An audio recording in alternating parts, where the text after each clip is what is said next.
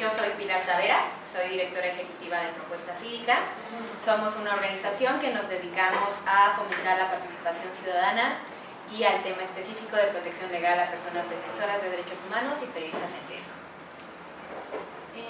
¿Nos puedes platicar un poco cómo se unieron ustedes al proyecto de coinversión social? Okay, sí, claro. Mira, la convocatoria de coinversión social para nosotros siempre ha sido muy importante porque nos permite explorar de una manera mucho más cercana, pero también con mucha metodología, temas claves para organizaciones de sociedad civil.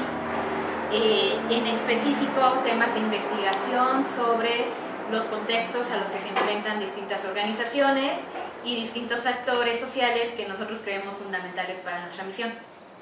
¿Y cómo surgió su interés personal por este tipo de temas? Ok.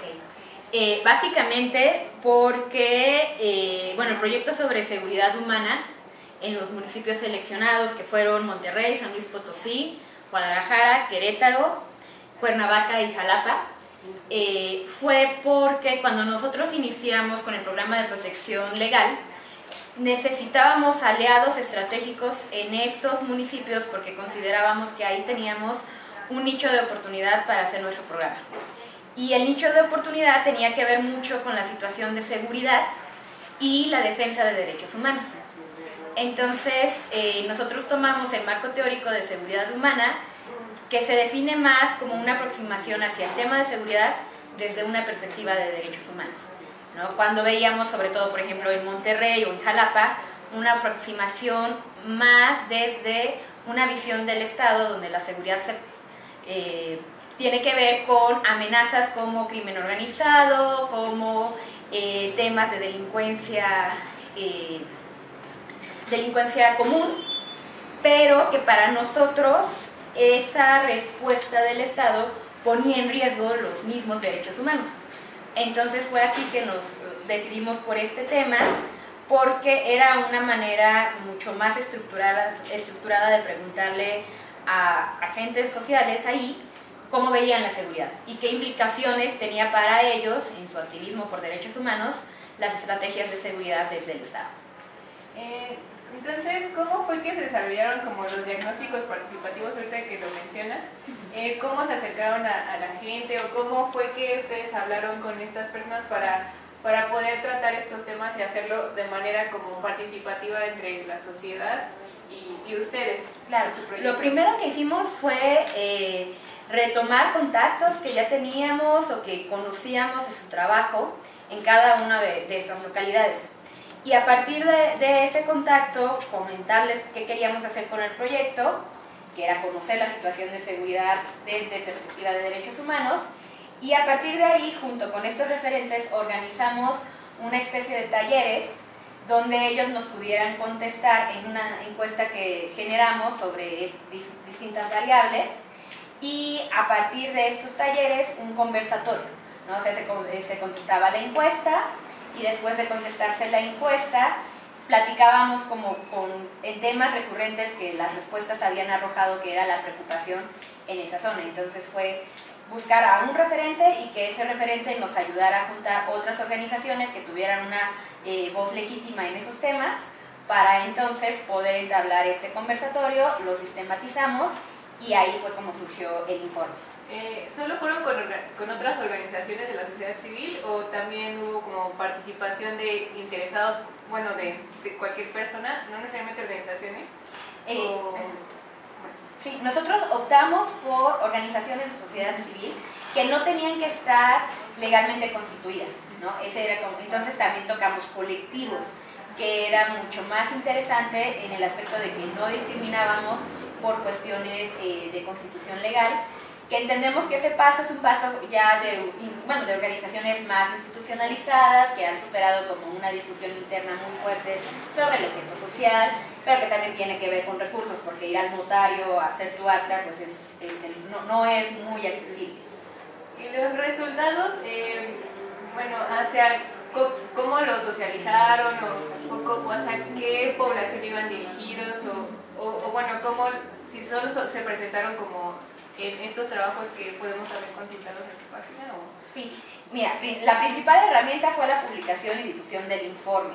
La difusión se hizo vía redes, pero también con las organizaciones que participaron, porque esa es parte importante de todo proyecto, que si vas y preguntas, pues también les enseñas el producto de la investigación.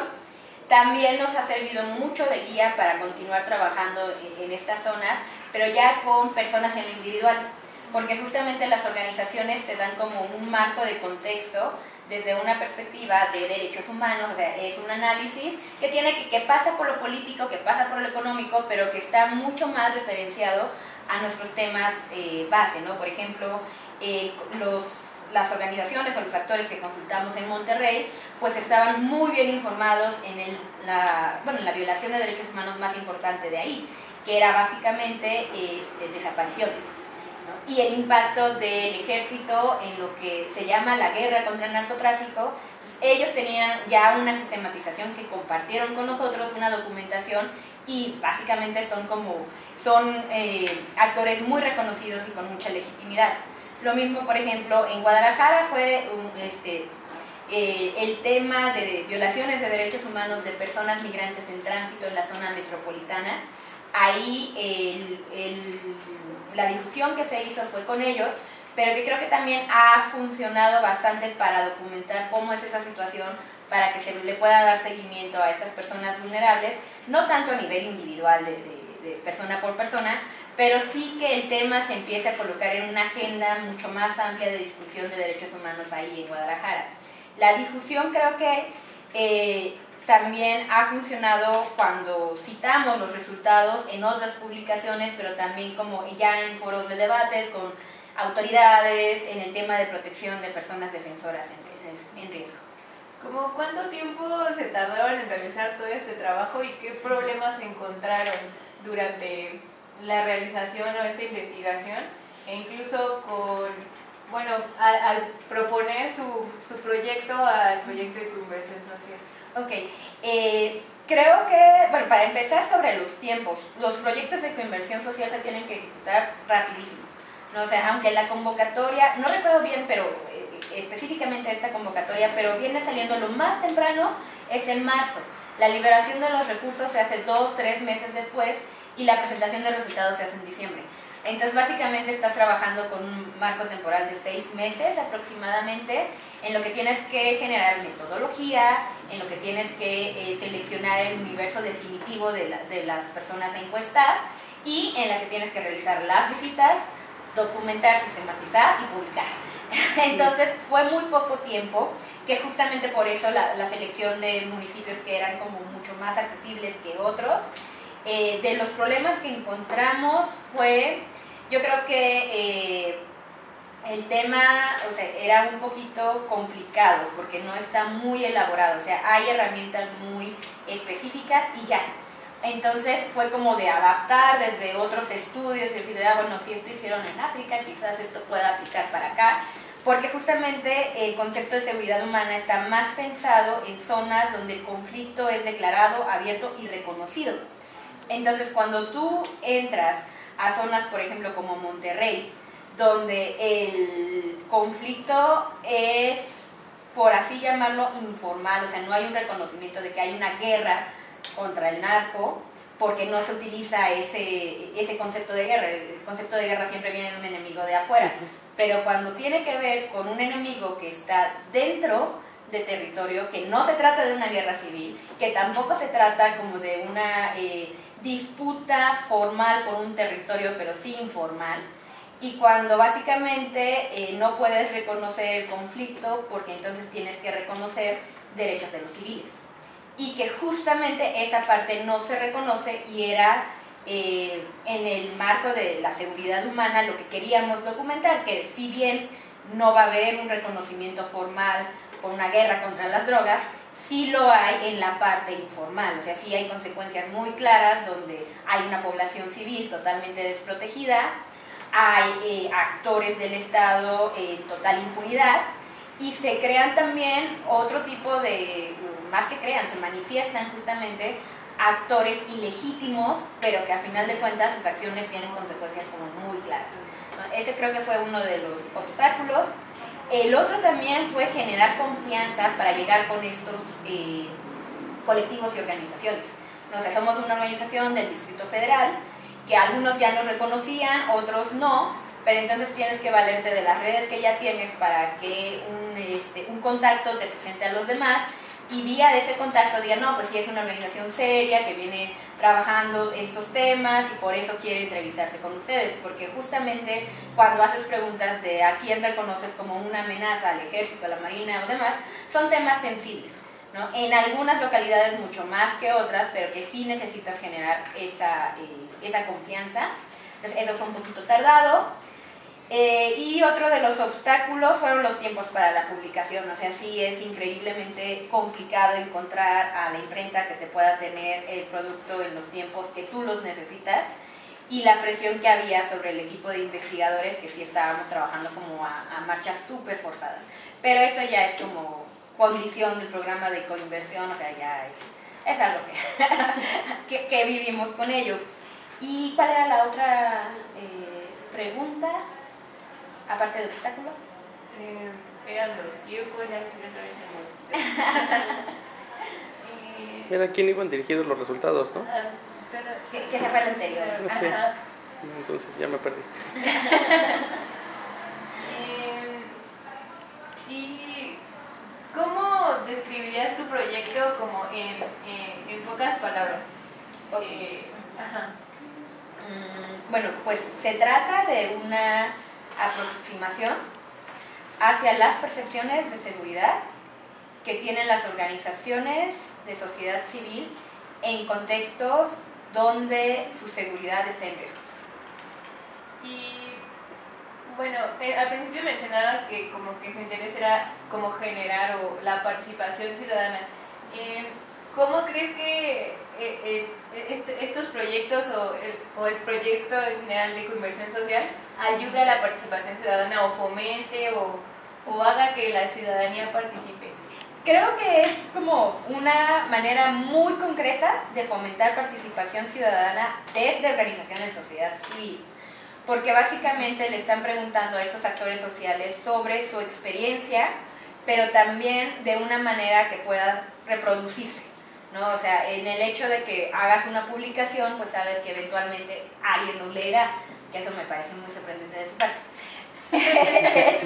Pero que también, por ejemplo, son formas de participación poco tradicionales, porque creo que cuando muchas personas piensan participación ciudadana, pues es voto, consulta de tu opinión para toma de decisiones, y es aquí más una consulta de experiencias, ¿no? De cómo te ha ido, cuáles han sido tus retos que tienes como actor social, pero también creo que es una participación ciudadana mucho más dirigida hacia la profesionalización.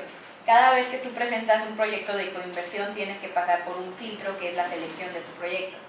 Entonces vas perfeccionando la manera en que presentas tu proyecto, la manera en que presentas tus resultados, y entonces se vuelve como una cuestión mucho más creadora de capacidades en las organizaciones que participamos en esos proyectos. Creo que también del otro lado, o sea, no solamente creas capacidades en las que participan directamente, sino también creas incentivos para que las organizaciones que participamos en esas convocatorias nos mantengamos vinculadas con otras organizaciones más de base, ¿no? O sea, que no van a participar directamente en las convocatorias de Indesol, pero nosotros tenemos la obligación de mantenernos en contacto, porque cada vez que se presenta uno de esos proyectos, tú necesitas tener referencias, ¿no? Y esas referencias son otras organizaciones para que ellas compartan contigo su experiencia, tú la sistematices y sea más una generación colectiva. Y bueno, su participación pues con Indesol y en el proyecto de conversión los ha dejado satisfechos como para seguirlos motivando a seguir participando, justo como decías, por este contacto con otras organizaciones, o qué los ha seguido motivando para estar como todavía como generando proyectos, porque bueno, vimos que ya tienen como 3 años, ¿no? Sí. Entonces, sí. Justamente lo que nos motiva mucho no es tanto la parte de que sea un financiamiento como que digas, bueno, es por los recursos son muy limitados. Lo que más entorpece es la parte como de la cuadratura que tienen a la hora de, por ejemplo, explicar que necesitamos una cámara de video, ¿no? O sea, esa parte de, pues si voy a hacer entrevistas, una cámara de video la necesito, y ya no se trata de una cámara de video amateur, sino que necesitas algo profesional, necesitas una computadora que procese video, que no cualquier computadora te la da.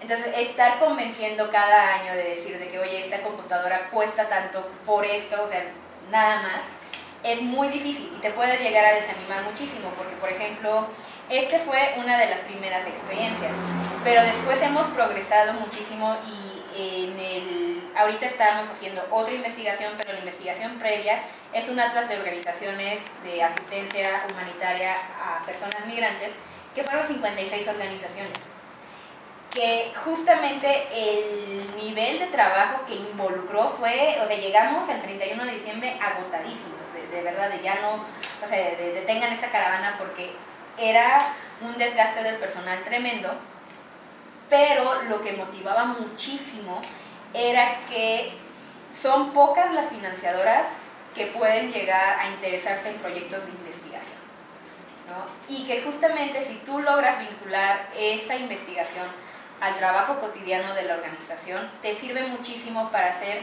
una mejor incidencia en tus temas centrales, ¿no? En saber de que, bueno, el próximo año tengo que trabajar en esta región del país, o el próximo año debería estar buscando que mi agenda tuviera incidencia en estos 3 temas, porque es lo que se viene. Y de nuevo, pues al ser una organización del Distrito Federal, podemos tener una visión muy centralista, que justamente la agenda de derechos humanos del Distrito Federal no tiene mucho que ver con otras agendas, donde hay problemas mucho más fuertes de violaciones graves de derechos humanos. Entonces, si tú tienes acercamiento de una manera mucho más sistematizada, donde obtengas resultados muy claros como para tu actuar, eso es algo muy positivo, y eso es lo que nos incentiva muchísimo a seguir buscando participar en los programas de coinversión, incluso cuando te genera muchísimos costos a nivel recursos humanos, ¿no? Porque justamente es un programa de coinversión donde la organización tiene que invertir parte de sus recursos, y eso puede generar muchísimo estrés dentro de la misma organización, pero que justamente el trabajo que hacen los investigadores les ayuda mucho al trabajo que hace el equipo jurídico, y sobre todo le da muchísimo más sustento a la parte de comunicación. Por ejemplo, creo que a partir de nuestra participación en los programas en el programa de coinversión, en las diferentes convocatorias, a nosotros, o sea, nos salió como la urgencia de encontrar fondos para un área de comunicación, para difundir los resultados, para difundir estas historias,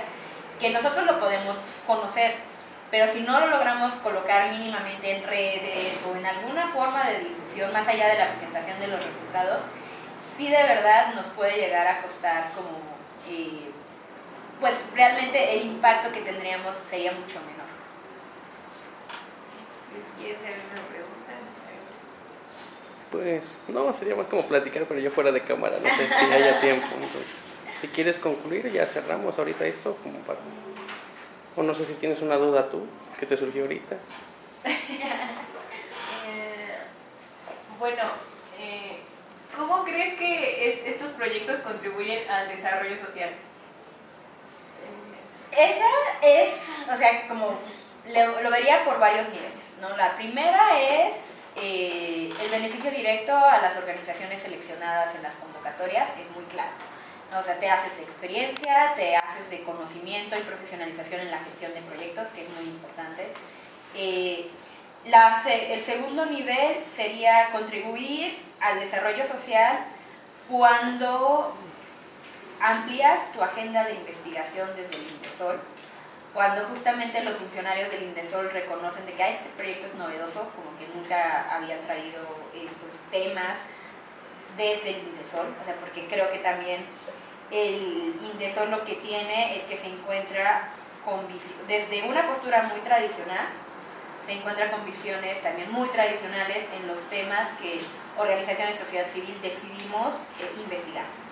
Cuando aceptas temas novedosos, pues es justamente mucho más enriquecedor, porque colocas, por ejemplo, nosotros colocamos el tema de el INDESOL también debería ocuparse del tema de seguridad. O sea, no es solamente de Secretaría de Gobernación, no es solamente de Marina, no es solamente de la Comisión Nacional de Seguridad, ¿no? O sea, son temas que se tienen que ver desde el desarrollo social, que justamente esa es como la apuesta más interesante, o sea, vincular pobreza, vincular desarrollo social bajo con temas de crimen, con temas de narcotráfico. Entonces es justamente ahí como cuando puedes llegar a cambiar paradigmas dentro de desarrollo social. Y creo que un tercer nivel de cómo contribuyes o cómo se contribuye desde este tipo de programas al desarrollo social es que, por ejemplo, esta es una convocatoria muy dirigida a investigaciones de gabinete con impactos o desde insumos más de actuación social. Pero también hay otras convocatorias dirigidas específicamente a proveer servicios a poblaciones vulnerables, que entonces es ahí cuando fomentas de una manera muy directa el desarrollo social o creas un buen paliativo, ¿no? O sea, sí hay convocatorias desde Conversión Social que dan recursos para albergues de población en situación de calle, incluso también hay albergues de personas migrantes que se benefician de este tipo de proyectos, comedores y demás.